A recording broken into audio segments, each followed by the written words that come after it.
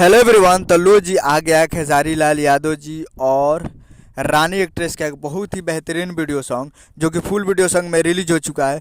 और इसे लिखे हैं कृष्णा बेदर्दी जी और इसे गाए हैं खेसारी लाल यादव जी और शिल्पी राज जी। और इसमें म्यूजिक दिया है आर्या शर्मा जी, जो कि आपको स्क्रीन के ऊपर दिखाई दे रहा है, जिस सॉन्ग का टाइटल रखा गया है भतार का करी।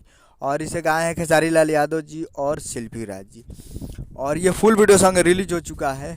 और वीडियो सॉन्ग रिलीजिंग ऑन 21 मार्च को सुबह 6:15 AM पे फुल वीडियो सॉन्ग को रिलीज किया कर दिया गया है। और वीडियो में है खेसारी लाल यादव जी और रानी एक्ट्रेस जी, जो कि काफ़ी बेहतरीन वीडियो सॉन्ग है और फुल वीडियो सॉन्ग आ चुका है।